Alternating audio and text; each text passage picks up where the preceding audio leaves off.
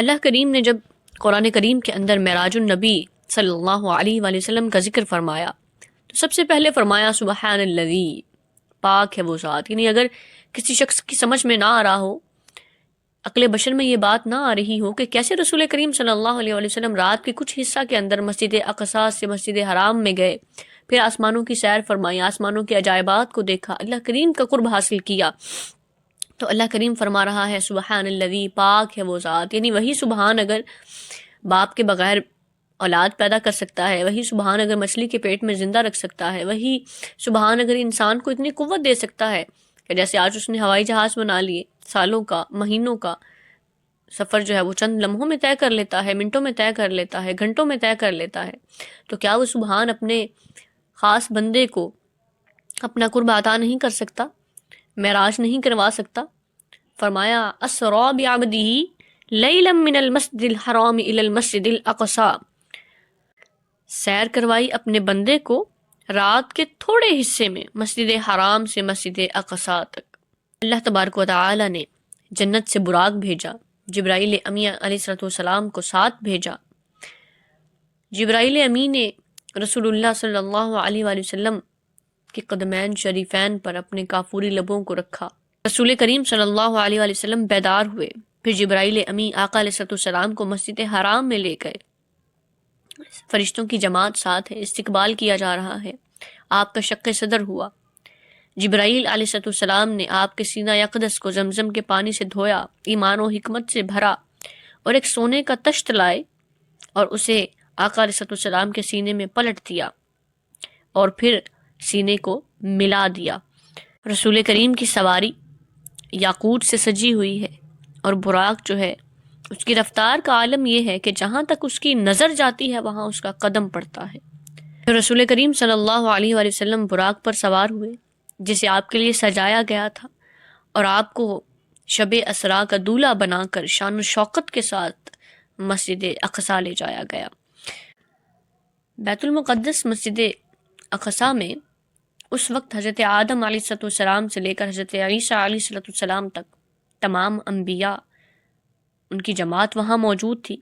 وہاں انہوں نے آپ کا استقبال کیا، آپ نے امامت کروائی، انبیاء کی امامت کروائی، انبیاء نے خطابات بھی کیے، سیدنا آدم علیہ السلام نے خطبہ دیا، حضرت موسیٰ علیہ السلام نے خطبہ دیا، حضرت داود علیہ السلام نے، حضرت ابراہیم علیہ السلام نے خطبہ دیا، حضرت سلیمان علیہ السلام نے خطبہ دیا، حضرت عیسیٰ علیہ السلام نے خطبہ دیا، اور رسول کریم صلی اللہ علیہ وآلہ وسلم نے بھی خطبہ ارشاد فرمایا الحمدللہ الذی ارسلنی رحمتا للعالمین، کہ سب تعریفیں اللہ تعالیٰ کے لیے جس نے مجھے رحمتا للعالمین بنا کر بھیجا، وکانت للناس بشیرا ونذیرا، اور تمام لوگوں کے لیے بشیر و نذیر بنا کر بھیجا۔ مجھے وہ عظیم کتاب عطا کی گئی جس میں تمام چیزوں کا بیان ہے، اور امت کو میری تمام امتوں سے بہتر قرار دیا گیا، ساری زمین کو میرے لیے مسجد بنا دیا گیا، مٹی کو تیمم کرنے کے لیے پانی کے حکم میں کر دیا گیا، اپنے فرشتوں کو میری مدد کے لیے بھیجا، اور میری امت کے لیے قیامت تک توبہ کا دروازہ کھول دیا گیا۔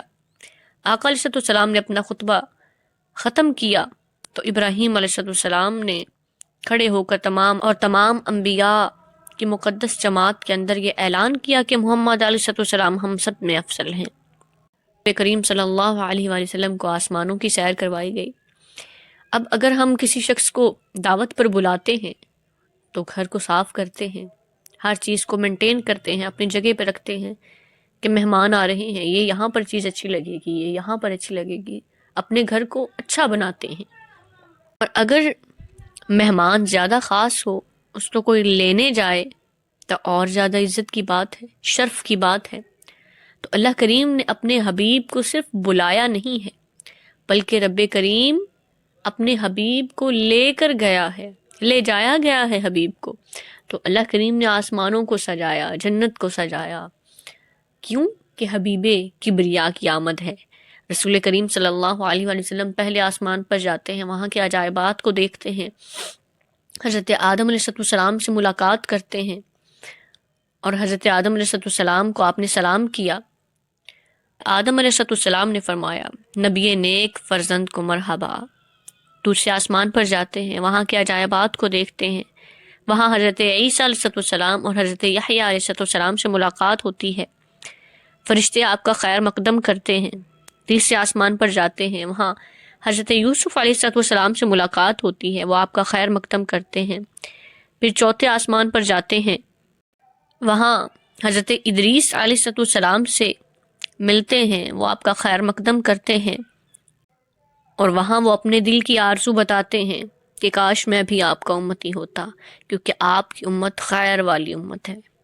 پانچویں آسمان پر جاتے ہیں تو حضرت ہارون علیہ السلام سے ملاقات ہوتی ہے۔ چھٹے آسمان پر سیدنا موسیٰ علیہ السلام سے ملاقات ہوتی ہے۔ ساتویں آسمان پر حضرت ابراہیم علیہ السلام سے ملاقات ہوتی ہے۔ یہ سب آپ کو خیر مقدم کہتے ہیں۔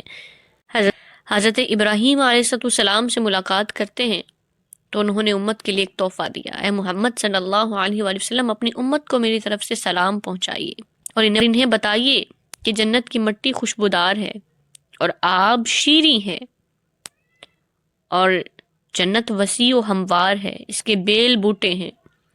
کریم صلی اللہ علیہ وآلہ وسلم نے بیت المعمور جو آسمانی کعبہ ہے وہاں داخل ہوئے، فرشتوں کو نماز پڑھائی، اور اللہ کریم نے آپ کو 3 خطابات امامت کے صلہ میں عطا فرمائے۔ اے محمد، آپ تمام نبیوں اور رسولوں کے سردار ہیں۔ اے نبی، تم جہاں بھر کے متقی اور پرہیزگاروں کے امام ہو۔ پھر اللہ کے رسول صلی اللہ علیہ وآلہ وسلم سدرۃ المنتہا پہنچتے ہیں تو جبرائیل علیہ السلام آقا کی بارگاہ میں عرض کرتے ہیں، یا رسول اللہ صلی اللہ علیہ وسلم، میری ایک درخواست ہے، اگر منظور ہو جائے۔ عرض کی، یا رسول اللہ صلی اللہ علیہ وسلم، یہ میری جائے اقامت ہے، میں چاہتا ہوں کہ آپ یہاں 2 رکعت نماز ادا فرما لیں تاکہ آپ کے قدموں کی برکت سے میری قیام گاہ بابرکت ہو جائے۔ چنانچہ رسول کریم صلی اللہ علیہ وآلہ وسلم نے درخواست قبول فرما لی، 2 رکعت نماز ادا فرمائی، اور سدرۃ المنتہا کے تمام فرشتوں نے آپ کی اقتداء میں نماز پڑھی، جس طرح بیت المقدس میں تمام انبیاء نے نماز پڑھی تھی۔ نماز کے بعد حضور علیہ السلام نے فرمایا، جبرائیل آگے چلو، مگر حضرت جبرائیل علیہ السلام نے عاجزی کا اظہار کرتے ہوئے کہا، آقا میں آگے نہیں جا سکتا۔ رسول کریم صلی اللہ علیہ وآلہ وسلم نے فرمایا، کیا جبرائیل یہ ایسا مقام تو نہیں یہاں ساتھی ساتھ چھوڑ جائے؟ تو جبرائیل علیہ السلام نے عرض کی، یا رسول اللہ صلی اللہ علیہ وسلم، مگر میری آگے جانے کی مجال نہیں ہے، اگر میں ایک بال برابر بھی آگے بڑھوں گا تو تجلیات الہیہ سے میرے پر جل جائیں گے۔ عشق یہ کہتا ہے کہ اگر جبرائیل امی علیہ السلام یہ کہہ دیتے کہ آج میں آپ کے ساتھ ہوں، اگر آپ کے ساتھ میں آگے جاؤں گا تو پھر مجھے کچھ نہیں ہوگا، تو جبرائیل امی سدرۃ المنتہا سے بھی آگے چلے جاتے، پھر کہ آپ کو رف رف لے گیا، اور یہ خدا کو ہی معلوم ہے کہ کس قدر مقامات طے کرنے کے بعد آپ عرش الہی کے قریب پہنچے۔ پیارے کلمات کہ اللہ کریم نے فرمایا، ہے حبیب میرے لیے کیا لے کر آئے ہو؟ عرض کیا اللہ، عرض کیا رب العالمین، میں وہ چیز لے کر آیا ہوں جو تیرے پاس نہیں ہے۔ اللہ تعالیٰ نے فرمایا، محبوب وہ کون سی چیز ہے جو میرے پاس نہیں ہے؟ عرض کیا رب العالمین، التحیات للہ والصلوات والطیبات۔ نے اپنے حبیب کو 3 انعامات عطا فرمایا، السلام علیک ایھا النبی ورحمۃ اللہ وبرکاتہ، کہ اے پیارے نبی تم پر سلام، رحمت اور برکت نازل ہو۔ 3 انعامات، سلام، رحمت اور برکت عطا فرمائے۔ جب کملی والے نے دیکھا کہ آج رب و کریم کا کرم رحم جوش میں ہے تو اپنی امت کو، اپنی گناہگار امت کو بھی یاد کر لیا، فرمایا، السلام علینا وعلی عباد اللہ الصالحین۔ نبوہ میں ہے کہ جب آقا علیہ السلام نے کہا السلام علینا تو اللہ نے فرمایا، اے حبیب یہاں تو تمہارے اور میرے بغیر کوئی نہیں ہے، یہ علینا کس لیے؟ یعنی ہم پر سلام جمع کا صیغہ۔ تو انبیاء صلی اللہ علیہ وآلہ وسلم نے عرض کی، مولا اگرچہ جسمانی لحاظ سے وہ میرے ساتھ نہیں ہے مگر روحانی حیثیت سے وہ میرے ساتھ ہیں۔ ہے کہ 700 دفعہ اللہ کریم سے یہی خطاب ہوا کہ میرے حبیب اور کیا چاہتے ہو؟